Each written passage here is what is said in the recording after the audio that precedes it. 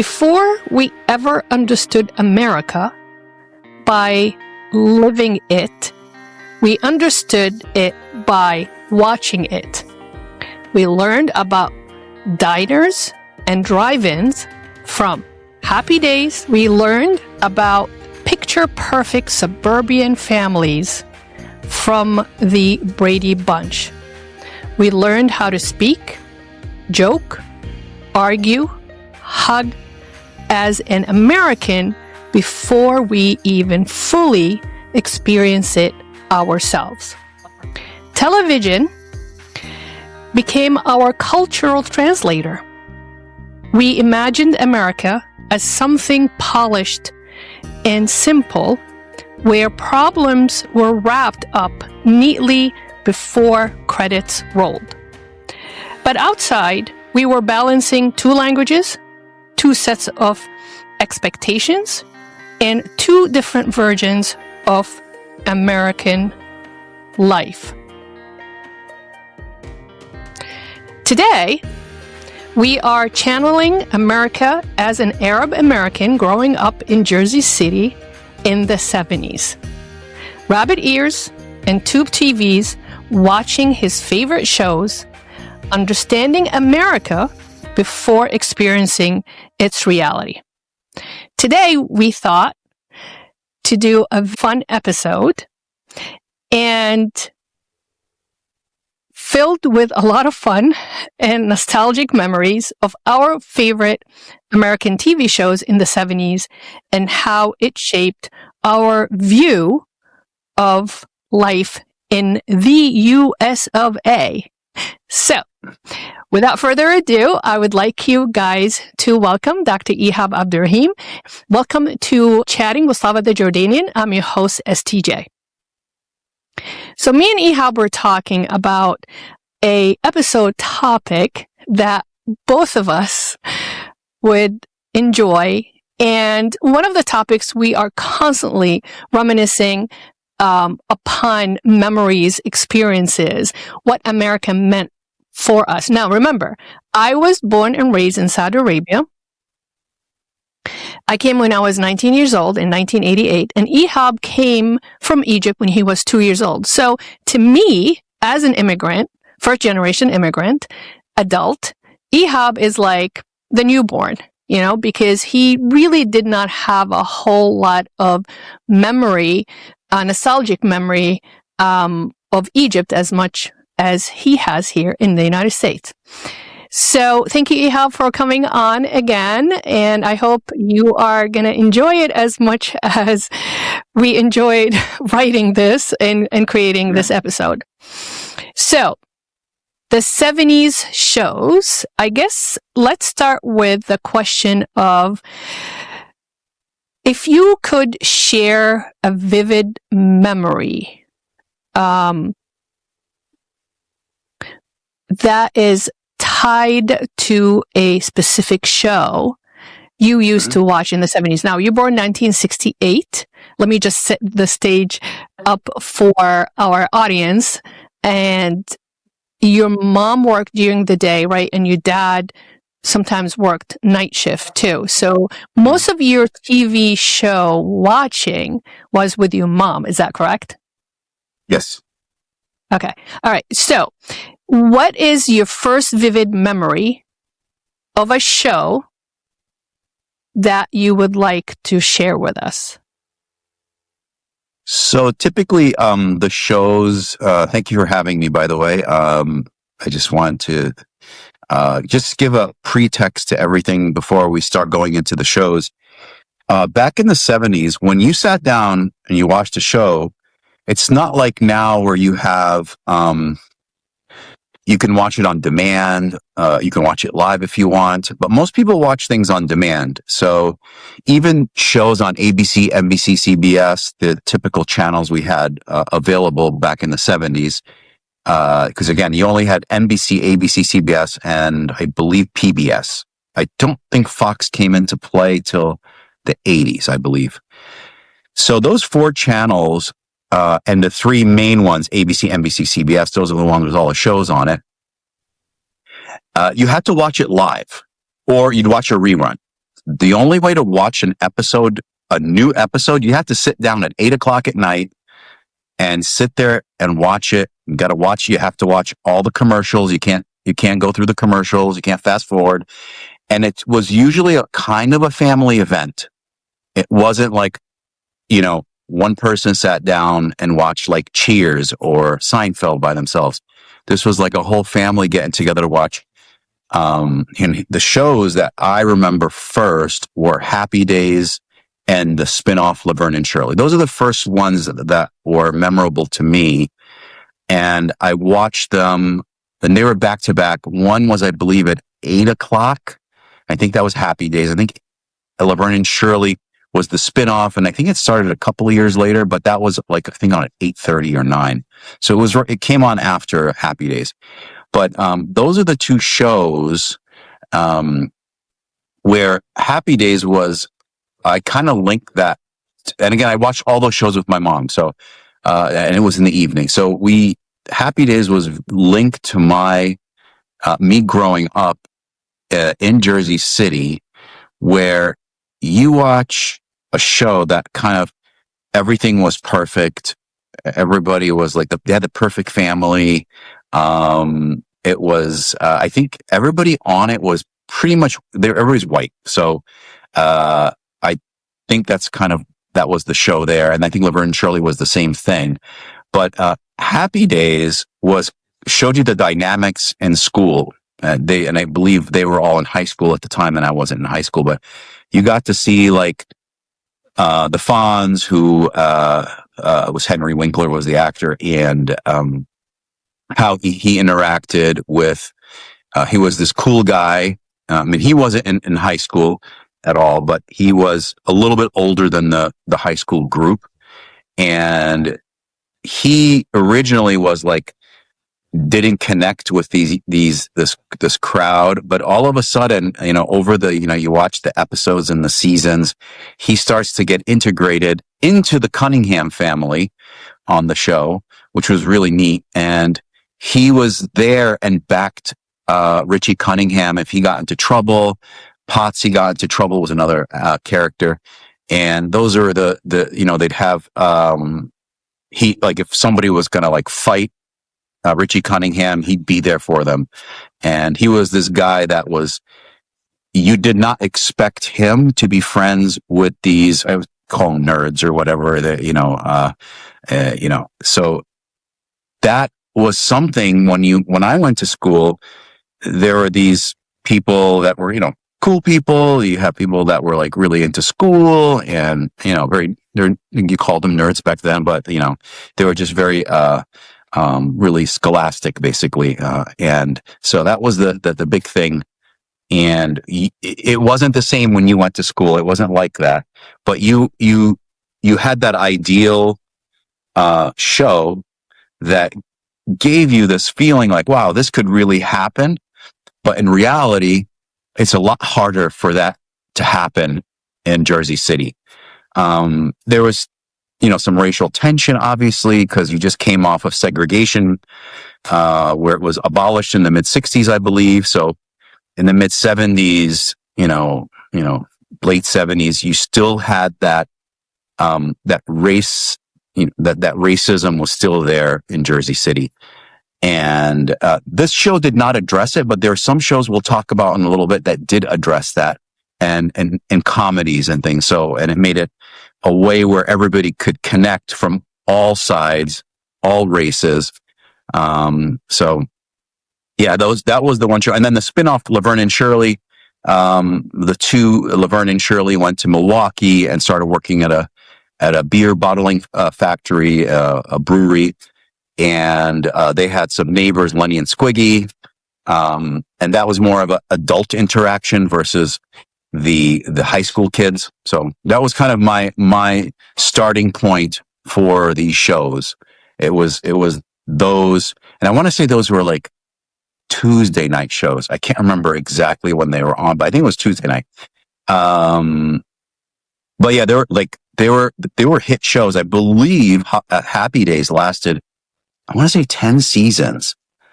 About 10 seasons. It went from the mid 70s to the mid 80s. So it crossed over from 70s to 80s, right? So that was really neat. And those were the shows I remembered. I was with my mom, watching them. And so, yeah, I'll let you go ahead, and if you can remember some shows that you watched, you probably watched the same ones I did. So, yeah, yes, I did, and I didn't, because growing up in Saudi Arabia, the only access that we had of American TV shows was the VHS packages, tapes, VHS packages of tapes. Well, packages of VHS tapes that came from New York, from Manhattan. My dad had a friend, and he used to tape all these shows. And it was one of the many thrilling moments in my life when I was in Saudi Arabia, when my dad used to walk in after work, and he'll say, "Guess what? We have more shows." And that's how I watched all the Disney classics: Cinderella, Snow White, Sleeping Beauty. It came from New York, came from the United States. And because our connections with El Amir Mashal Sderi, Prince Mashal, like I said, we became, our social status was elevated a little bit. And he allowed, because everything came from America, especially entertainment, not to spoil the public. It was poison to the public's mind. It was censored. So if we did not have the connection in Saudi, these tapes would have been watched by the religious kind of police and completely destroyed. Or like if there was a tape about Laverne and Shirley or Happy Days, it would be like the first 10 minutes and the last 10 minutes, and they will erase the middle. There will be no show. But because of our connection, there was no censorship. They will let all these tapes come through because it was under Prince Mashal Sderi. Now, of course, everything is open. So that was my nostalgia as far as, the excitement of, oh my God, I'm going to see what the outside world lifestyle looks like, and experience that through these shows, because we were so isolated and we were so limited of what can we see. And all we watch on TV in Saudi Arabia, it was one channel actually from when I was growing up in the 80s. They created more channels. Of course, now it's so modern and liberated and progressive. It was one channel. All it was Quran, prayer, religious. They broadcast live every single prayers every single day from Mecca, and sometimes from Medina. And there will be like religious studies, it would be history lessons. And that's exactly what we got in school. Our school academic curriculum was so heavy and intense with religious studies and history and Quran and Arabic. And we're exhausted. We could not mentally escape from all that, except when these tapes arrived at our house and my dad walked in with them, which was amazing. So I just want to go back that these shows were so popular in the 70s, because let's not forget the United States was in the midst of, the 64, I think the segregation ended in the United States. But at the same time the segregation ended in the United States, the Vietnam War was still going on. Vietnam War ended in 75. So there was a lot going on, internal and external, as far as social, uprising, social, unrest in the United States. And we saw that through the movies that came to us to Saudi. We experienced that, the unrest or the opinions indirectly or directly through the shows, that we were watching, on tape in Saudi Arabia. So yeah, I was familiar with Laverne and Shirley, Happy Days, also the Brady Bunch, then the Love Boat, then, 8 is Enough. I think that's another one. Those are the show I watch. Bewitched, of course, Gilligan Island. Those are the shows that, like I said in the beginning of this episode, helped us experience America without actually living in America. And that was a huge attraction for us, the kids, to spend time in the summer. My mom loved it. My mom went to American University in Beirut. She loved everything about an American way. It just, for her, was very, very progressive. But it's very interesting. She was never interested in becoming an American citizen. She loved the ideology and the almost the mindset of America, but never wanted to replace, her Jordanian identity with an American identity. For her, I think it's all about pride. So that, as a woman too, Laverne and Shirley, two women living together, and you definitely tapped into that, because Happy Days, it's about the high school stage. Laverne and Shirley was what's after high school, being two women living together, roommates, having like the love interests of other men. And Three's Company was huge too. Me and my cousins loved Three's Company. But it was a very confusing concept, because Jack, who was the roommate of two other girls, he was supposed to be gay, but he wasn't. He was straight, but he was so desperate for finding a place to live. And it was safe for him to do that in order to get the roommate and the apartment. So, and then, oh my God, the landlord, who was hysterical, the comedian, I forgot his name. But he was awesome. He was amazing. He did a lot of the Disney movies that I used to, like the Apple Dumpling Gangs. What's the other one? It's about this competition, the twins with Jim Dale. It's going to come back to me. And the reason, a really cool thing I just wanted to say about that guy, the landlord, he would not allow a man to live with the two women unmarried or anything like that. It was really a neat thing, because back then, I mean, now you can do whatever you want, but back then he was actually, if he was straight, I think his name was Jack, was the character from Three's Company. Yep. Yeah, Jack. If he was straight, he was not going to be allowed to live there. So that's why he had to be, gay. So that was really a concept, like, whoa. And he would mess with the landlord when he'd come up, if he caught him with a girl sometimes, and he would like say, oh no, this is just a friend. And then he would try to go like he'd look at the landlord and try to give him a hug, and the guy go, no. And he'd walk out. So it was a really cool concept, but yeah, I'll let you go on with that one. That was a great show, by the way. It was. Three's Company is an amazing show. And I think they still have the rights, because you cannot watch it anywhere. You can't even buy it. I don't think it's ever released. I haven't seen it.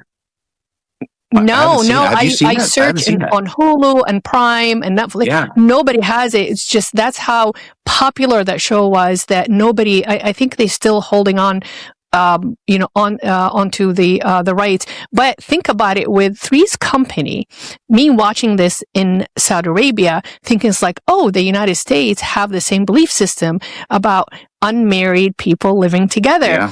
And it was more acceptable to be gay, right, than to be single and live with two single women. That was, to me, it was really confusing, because I was like 10 or 12 to start watching, and it's like, wait, hold on a second. And then the landlord, his facial expressions and how uncomfortable he was when Jack will kind of twist the truth or try to explain and justify, something that he has seen, that no, I'm not straight, I'm gay, trust me. And comments he will make, like, that was, again, those shows would have never entered Saudi Arabia if we were not privileged enough to not have the censorship. They would just burned it. You know what's really neat about those shows? Speaking of that show, if you took it from that time period and you put it now, it would never work. It wouldn't work, because the landlord would go, okay, whatever. Yeah, you're right. It was it was impactful. The concept of it was impactful, because it really dealt with the two sides of society. Is it safer to have a gay man living with two single women, or is it safer than a single straight man living with two single women? And then, but also, so that's internal. That's their like kind of family apartment dynamics. But outside, the society would not accept him as a gay man, but he's straight. It was just like back and forth, back and forth. It was such a clever show. And I think that's what it, attracted me to it. So, but also the Jeffersons, and speaking of controversial, Jefferson and All in the Family. Yeah. All in the Family was what's the other one? The original. The so father. There are three. Stafford and Son. There are three shows. Yeah. So the two shows, let me give you the two shows that are linked. All in the Family. And the spinoff was the Jeffersons. So the Jeffersons used to live in the same neighborhood as Archie Bunker, who is the main character from All in the Family. Archie Bunker. So racist. He was racist, but we know it was cool. The actor's name, I'm trying to remember his name. It's Carol O'Connor. He did such a great job playing a racist white man that, and off screen, the guy was the complete opposite. He was not racist at all. He had no issues like that, but his acting was great. Such a good job. And when the Jeffersons would come over every once in a while, they kind of make an appearance on the show. And on the show, there was also another thing other than racism was the Vietnam War. So I believe the show started in 1971, and I think you said 74 the Vietnam War ended, 75? What was it? Yeah, Vietnam War lasted from 55 to 75, 20 years. Yep. Okay, so it started in 1971. So Meathead, the character who was married to Archie's daughter, and that's Rob Reiner. So everybody knows who this person is. Rob Reiner was that character Meathead, and Rob Reiner, became a huge director after. So this is kind of where he started his career on the show. And so he was a regular, and he was so anti-Vietnam War, and pro-peace and things like that. And he would get into it with Archie about various topics. And this is the part where it's really neat in the 70s. They talked about racism on the show. They talked about the war, on the show. And it's a comedy. It wasn't a serious show, obviously, but there were some serious moments when they were having discussions like this. And Rob Reiner would be really serious about it, and Archie Bunker would make a joke or make like this racist comment that was kind of funny in a way, or a comment about the Vietnam War in a funny way, and it would break the ice, and it would really kind of take us into a world where, hey, can we as people, and I'm living in Jersey City at the time, can we as people agree that it's okay to have different races, and you can have friends from different races? It's not a problem. And you got to see what was neat. And this is something that was really cool about the show, that Archie Bunker started to soften a little bit as the show went on. And he started like really, really mean, kind of funny. Then he softened, and his jokes were still there, but they were a little softer. Still racist, but softer in a way. It's kind of hard to explain. You have to watch the show. It lasted a long time. I want to say All in the Family was early, like 71 to almost 1980. So I think it was 1979 it ended. So that was the window that it was playing.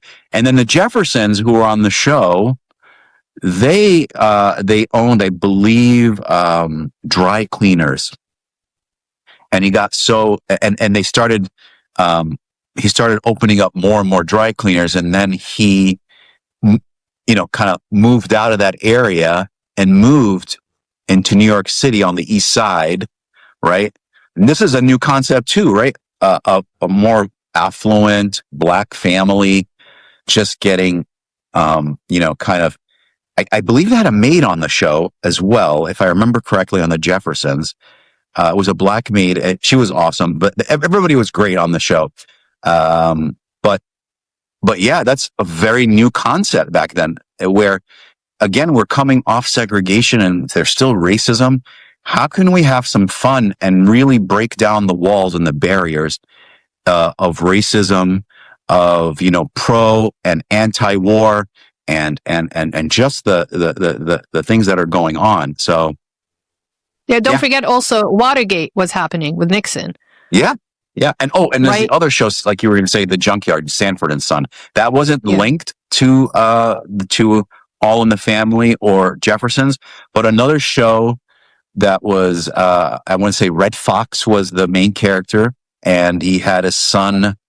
Oh God, I can't remember the actor's name, but Red Fox was the actor that played the main character. Now he was racist. Like a junkyard or something? They own a junkyard. He was racist towards, non-black, whites, and the son was more liberal, right? And it was very cool, that dynamic. And again, I don't think Red Fox was racist at all, but in real life, but he did such a great job on the show. That show lasted a long time too.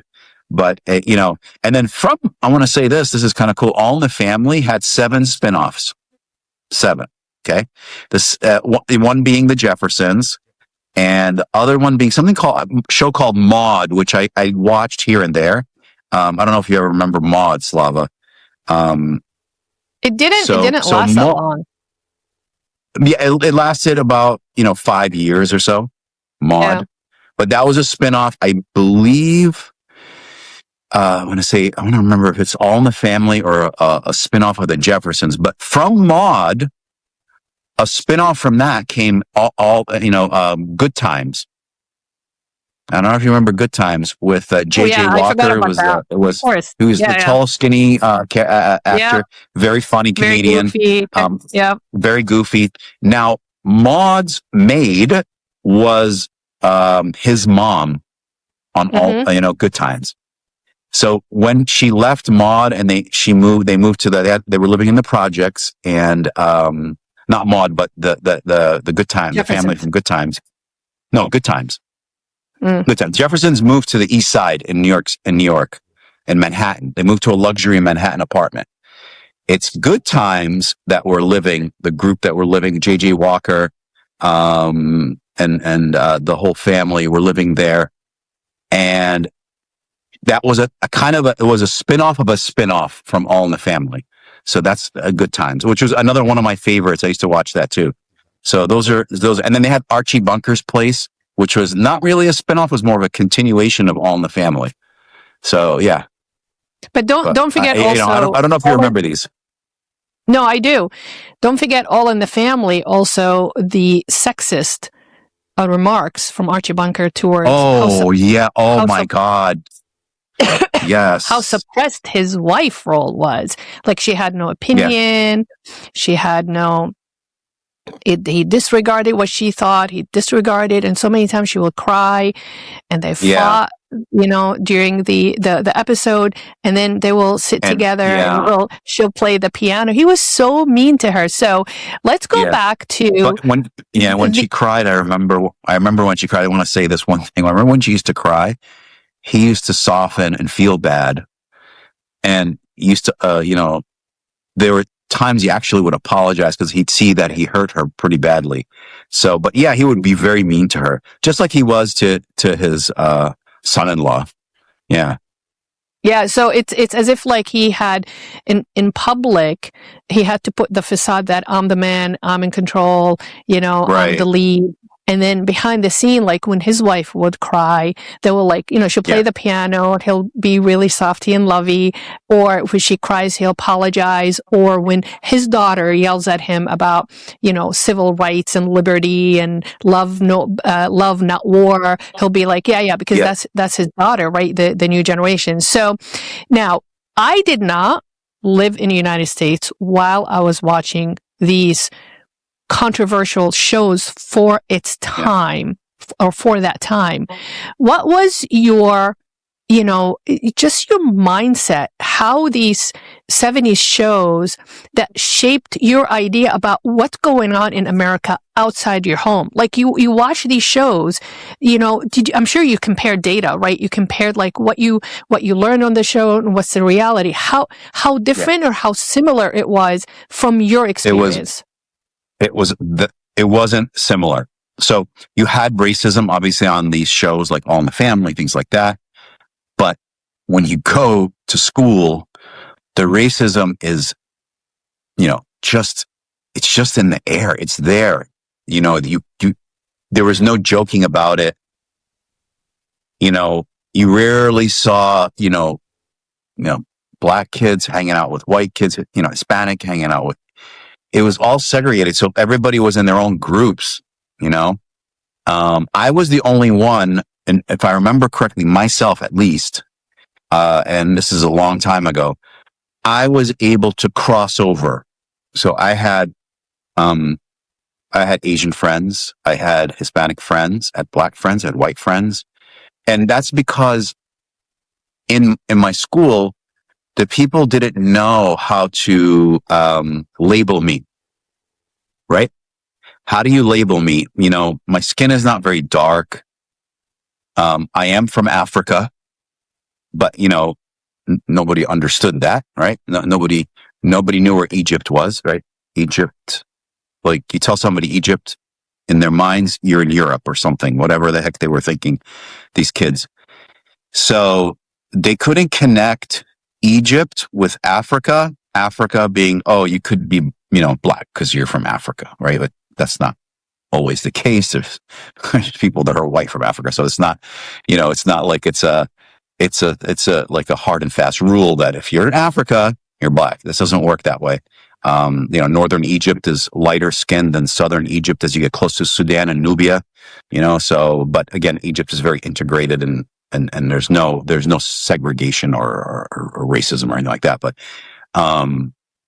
so that's why I was able to get along with a lot of the people because everybody else labeled everybody. So if you're black, you know by their skin color, right? You're looking at them and you're, I'm labeling them as that, right? So let's say I'm white. I'm going to label them as that. I'm not going to deal with them. And vice versa, right? It's vice versa. Black would look at, oh, you're white. But me, I'm kind of not anywhere in there. I was kind of floating around and I was able to kind of make friends amongst all these people, these different groups. It was kind of neat, but I'll never forget during the Iran crisis when the Ayatollah took over, and I believe they took I think the students were hostages, or I'm trying to remember, were they students or were the embassy? From the American embassy. Was it the embassy? The American embassy. Mm-hmm. Okay. So they had them. They took the hostages, and all of a sudden I became Iranian. Like, it was weird. Like, because I'm from that part of the world, and I used to get into fights every day, and people would, and it was funny. It was mostly people that were white, black, Hispanic didn't really mess with me, but it was the white people that were much, much more racist at that time toward that.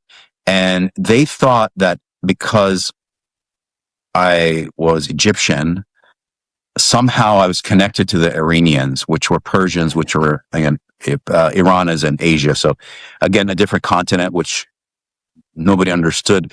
These kids, geography wise back then were not good, right? The reason why I was decent in geography, to be honest with you, it wasn't because I learned it in school. It was from my parents. They were the ones that taught me a lot of the geography. You did learn geography in school, but not like to the depths of like learning every single country in Africa, every single country in Europe at that age group. Okay. Later on, yes, you do learn all that stuff in, 7th, 8th grade or like high school. But, back at that time, the kids had a very narrow view of, like countries around the world and what they represented, and that was the biggest thing that was going on at the time. And my dad would always tell me, stand up for yourself, but don't start any fights, but, don't let anybody push you around. This is during the Iran crisis. Don't let anybody push you around. And again, like I said, I was in fights all the time, growing up. I believe that lasted 1 year until, it was Carter was the president, the Democratic president, and who took over? Reagan. I think he freed the hostages, I think, within a month or so after he took office. So, yeah, the interesting thing about the whole Iran, people forget. I love. That's why I love history, because I always reflect on history to get some kind of context of what's going on around us. People forget that England and the U.S. are the one that put al-Khomeini in Iran to replace the Shah. And the reason for that is Shah Iran wanted to mess around with the oil prices and charge the West a crazy amount of money for oil, because Iran has a lot of oil. Just like what King Faisal did, remember, because of the war between Israel and the Middle East, and when the United States didn't like it, it's like, forget it, we're just going to remove a Shah. And first of all, in the beginning, the Shah was like, oh, he's amazing, he's a buddy, and then when he start touching and messing around with the oil prices, they just plucked him out and put a Khomeini. Khomeini was in France, and he was living in Paris. And the BBC was the one that started broadcasting the Al-Khomeini speeches and brainwashing the Iranian, and that's how they put Khomeini. And then 1979, the American hostages happened, and then all of a sudden Iran is the enemy again. It's just politics is so weird. But our perspective in Saudi Arabia, being in Saudi, we were terrified that this is going to be war between the United States and Iran, and we're living in Saudi Arabia, and Iranian are Shia, and we are Sunni. And even in school, they used to scare us to death about a Shia. Shia, like, they are cannibals. They like to eat the flesh of the Sunni. Their aim and goal in life, in order to secure a place in heaven, is to kill Sunni. It was crazy tension between Shia and Sunni. Now, just for the sake of knowing, for our audience, is remember, Kuwait, all the Gulf countries, the majorities are Shia. The whole east coast of Saudi Arabia, majority Shia.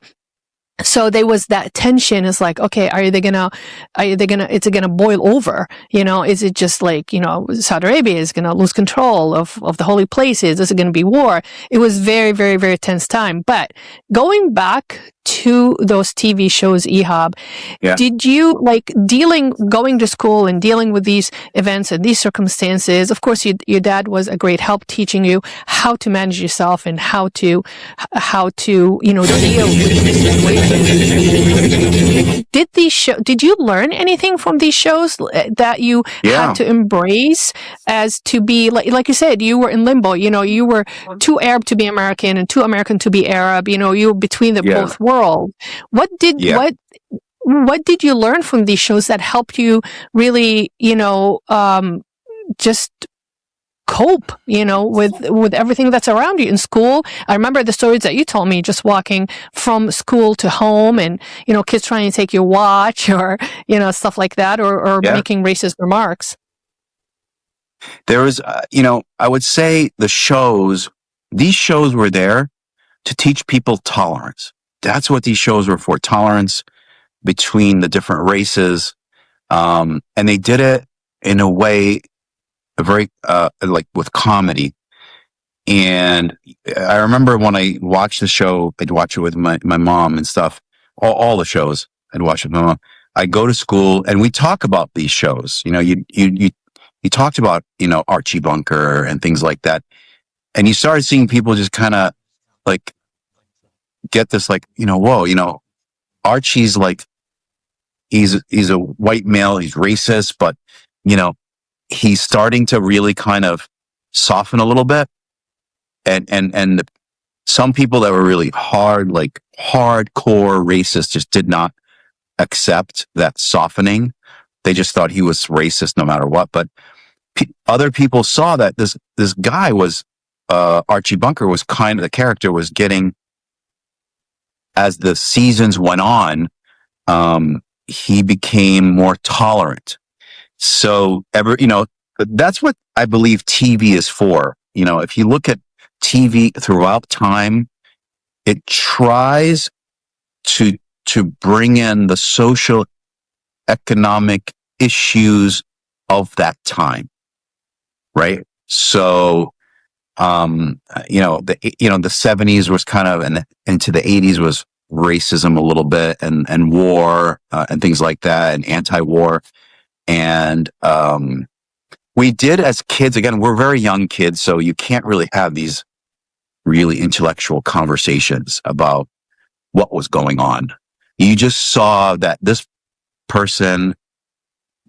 white person did not like blacks, and blacks did not like the whites. It was crystal clear. It's not like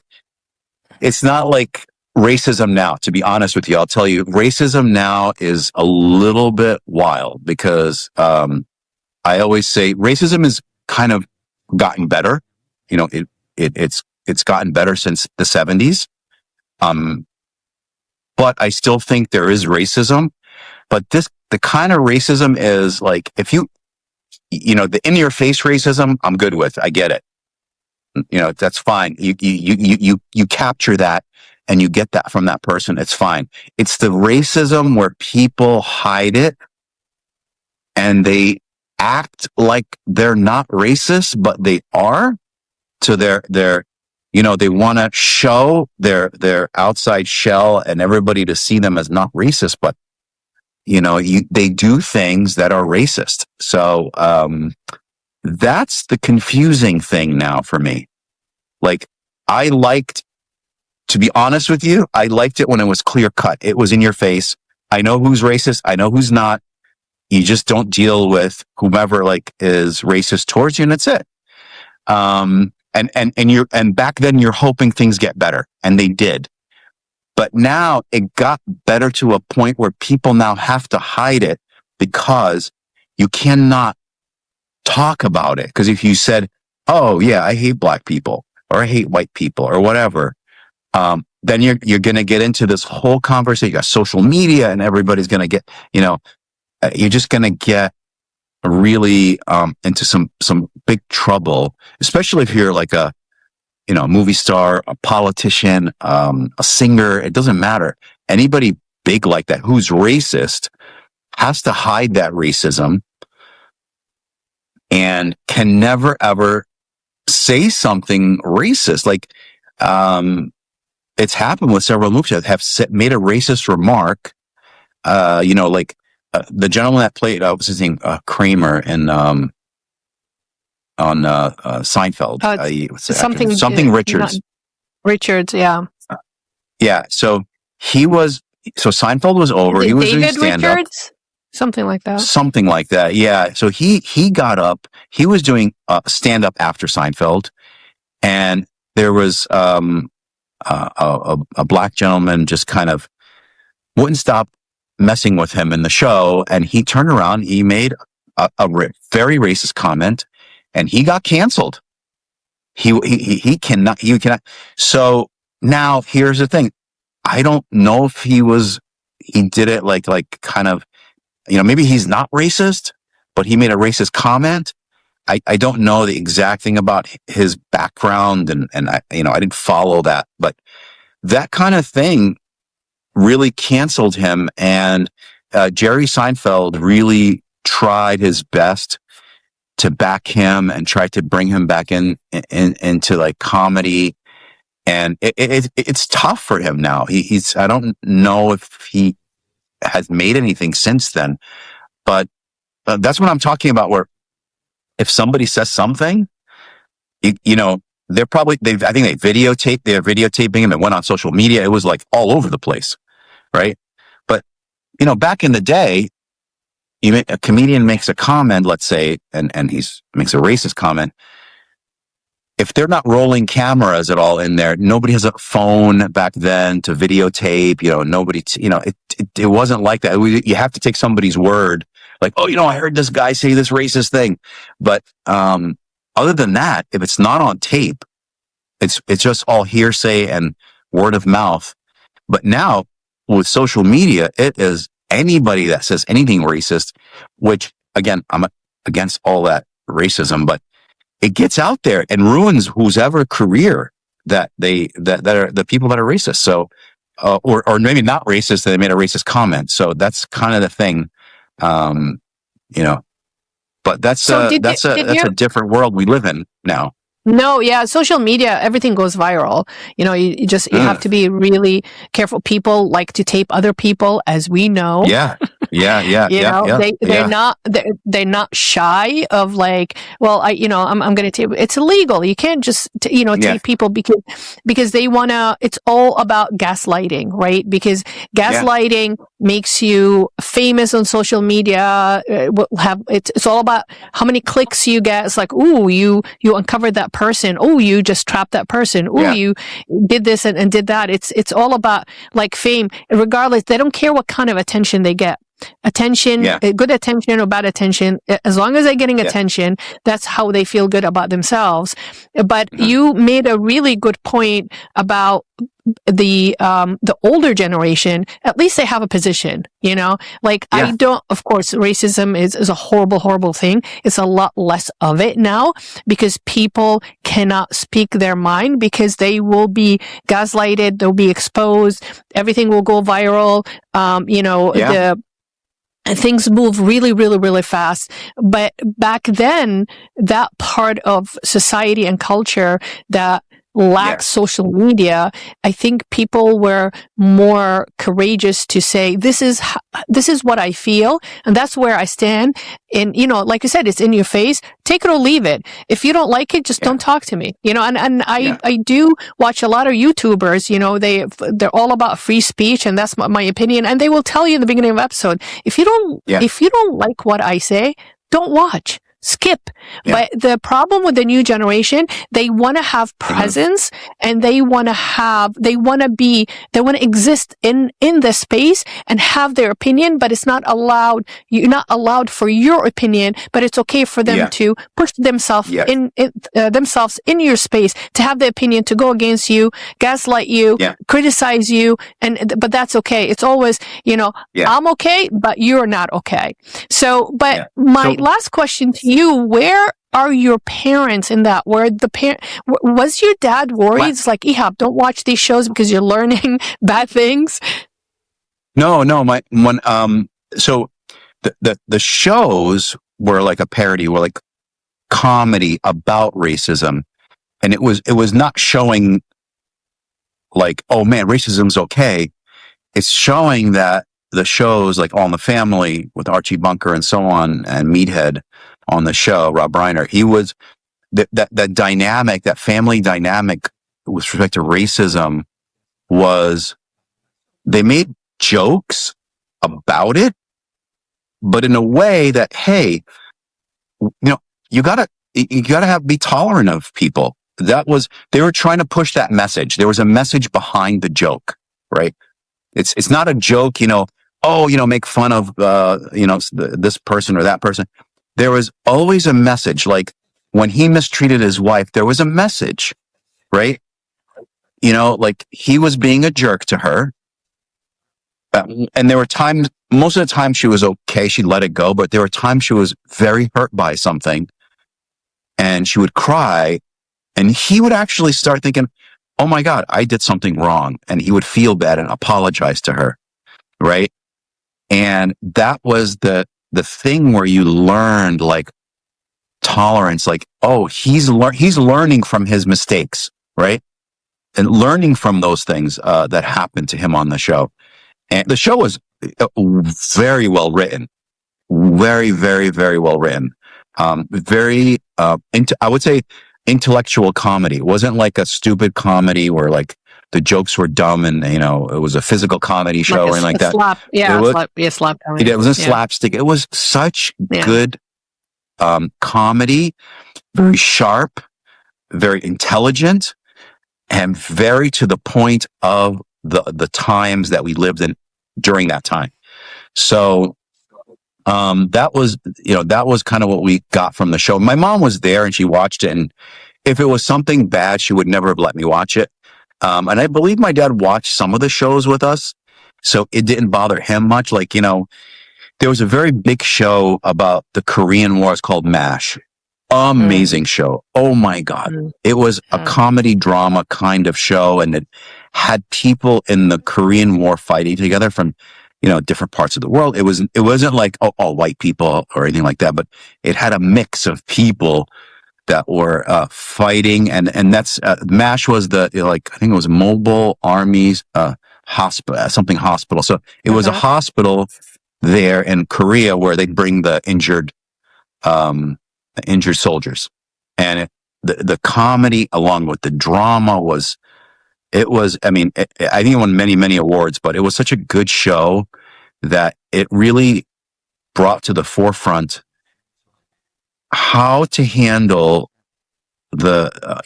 how to handle what you see about the war on television. Of course, the Korean War was way before the show was made, MASH, but the Korean War, MASH was made, I think, around the Vietnam War. I want to say, let me see what the date was for MASH. MASH was 1972. No, you're absolutely right, because fun fact, I was a huge fan of MASH, and because it was made in the 70s, I thought it was depicting the Vietnam War when I was a kid. Not until I got to college, when I came here to the United States, and found out it was about the Korean War. Because Korean War, for me, Korean War was right after World War II. I think 50 to 53, something like that.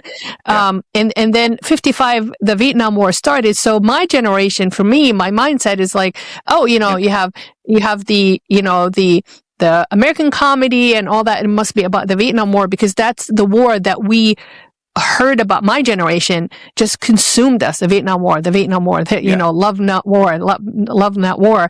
But it's interesting points that you made, that these TV shows actually displaced a lot of, just like we mentioned earlier when I introduced this episode, those TV shows were our cultural and social translator, right? So you, as a child, an immigrant child with Egyptian parents, your mom was watching, and I bet you she's no longer with us, Allah yarhamha, Ihab. I bet you anything, she learned a lot as an adult, because she's looking at it as an adult and you're looking at it as a child. Yeah.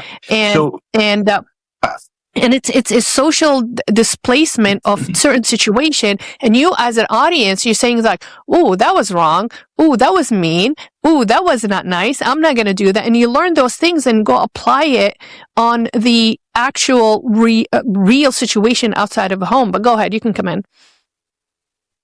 So I think when my mom would watch it or my dad watched the shows, they came from a country where there was no racism there, right? There's no racism inside the country of Egypt with respect I just want to make one point clear. Absolutely.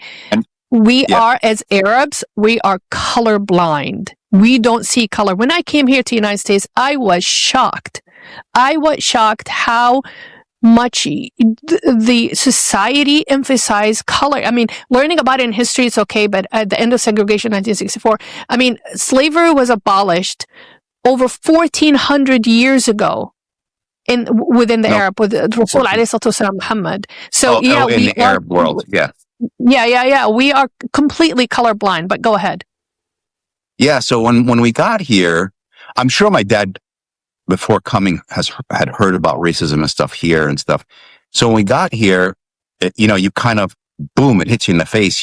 It's live, it's 3D, you see it in front of you. It's not like you read it in a newspaper or a magazine or you heard about it. This is real life. You see it in Jersey City was one of the hot spots of it. And I lived it there, and I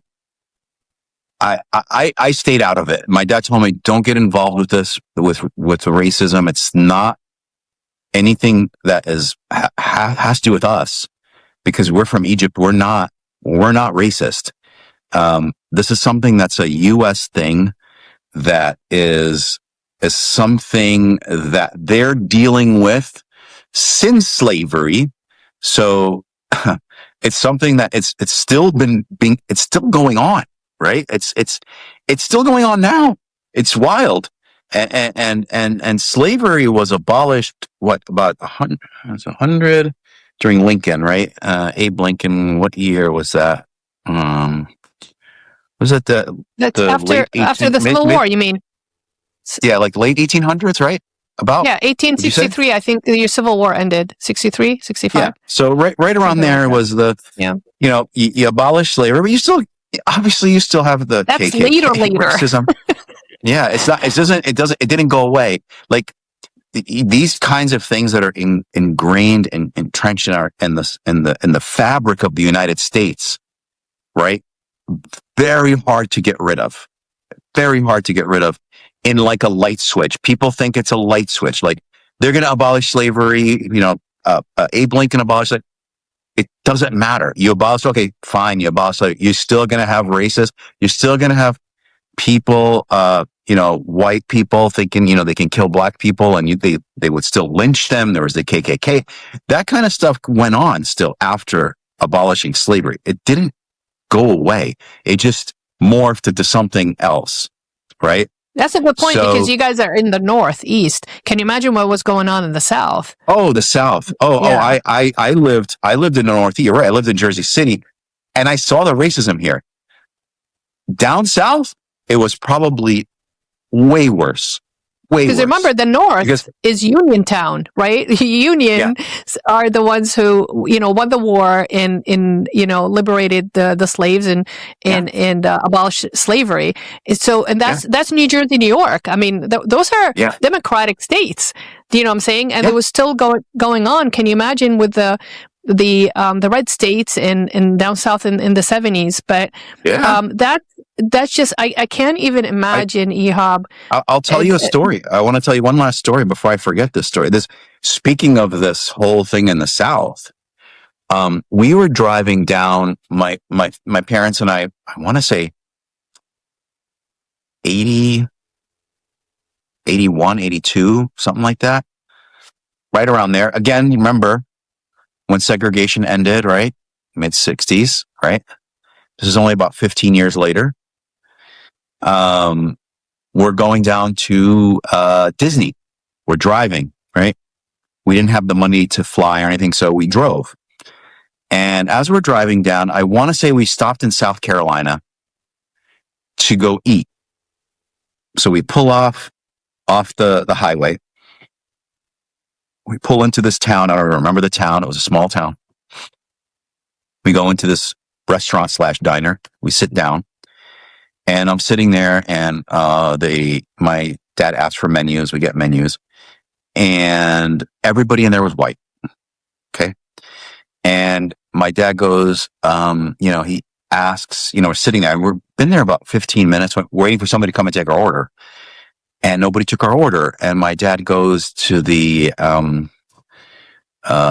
of the waitresses or somebody there. He goes, we'd like to order some food. And they said, they basically wouldn't serve us. They would not take our order, would not serve us.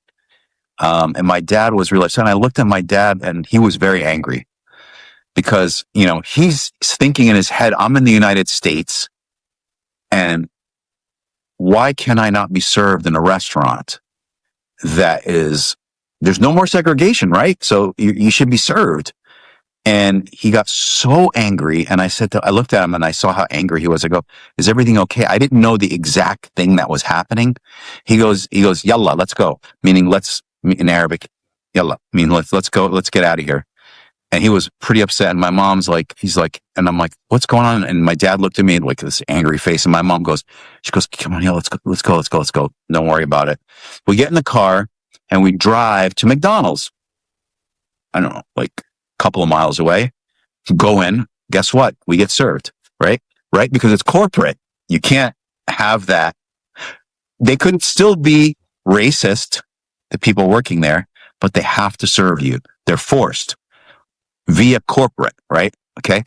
So, I learned, I believe, from when we get to the McDonald's, my dad said, they didn't want to serve us because of our skin color. And it was just a sad thing to see that, man, we just wanted to get something to eat, and we're going to be on our way. We're not staying in the town or anything like that. We were just going to have some food. And my dad, we jumped in the car after McDonald's and kept on driving to Disney. But, that was my first real, outside of Jersey City, where everything was known, was real. even in Jersey City, when you went to restaurants, whether it be, somebody run by somebody white or not, they served you. No issues. Nobody ever denied service in Jersey City. It's when you get down south of North Carolina, it starts to get a little wild, a little wild down there in that time period, the early 80s. So, yeah. So I can't imagine what your dad was thinking. It's like, I left Egypt to have a better life, and it must have been a culture shock, for him. Yeah, it hurt him pretty badly. He was hurt by it. Yeah, and your dad is a strong person. Yeah, he got hurt in a way that, man, I came to the United States for, the freedoms of the U.S. and the American dream. It's like it's a melting pot. The American dream. Everybody's here from all over the world, but running really, from someone or something. Yeah. And their life. But the reality hit him pretty hard that day. And it was a tough lesson in a way where, my dad, after that, I believe, never drove. I think that was the last time we drove to Disney. We never drove down below south of Maryland or Washington, D.C. We never went south of there. That was the furthest my dad went after that. That's a very harsh realization, because as an immigrant, and I always say it, you leave everything everybody you love, you make a sacrifice, you literally just exile, you go into exile, you exile yourself, you displace yourself by design to have a better life, and then you get hit by, this is reality. It's not as good, like sunshine and rainbows on the other side, but, and I'm sure he went home and he was comparing and he was debating and he was like, okay, did what's going on? Did I do the right, did I make the right decision? It was my dad is like, for me. The way my dad does things is like once that happened, we continued on to go to Disney and stuff. And if I remember correctly, on our way back, we never stopped. Like, we ate in Florida, and I think we may have taken some food, a little bit of food with us. And he did not stop at any restaurant. He just stopped, got gas, and that's it. And he kept on driving back to New Jersey. He did not stop for food. He anywhere. was not gonna master his mistake. No, he's not going to deal with that again. He wasn't going to deal with that. Yeah, I'm not surprised. Yeah, and that's why I said he never did it after that again. So, yeah. Well, unfortunately, we have got to the end of our episode. So thank you for watching and for listening. And as a reminder, these episodes are uploaded weekly by the Mindset Mastery Moments on Spotify and Apple, and on YouTube, the Greenwood Dental Partners channel. If you like this content, or if you would like us to discuss any other topics, please leave us a message in the comments below. And remember, Chatting with Slava the Jordanian is sponsored by humanity and supported by everyday people telling their stories, just like what we did today. So I hope to see you next time. This is Slava the Jordanian.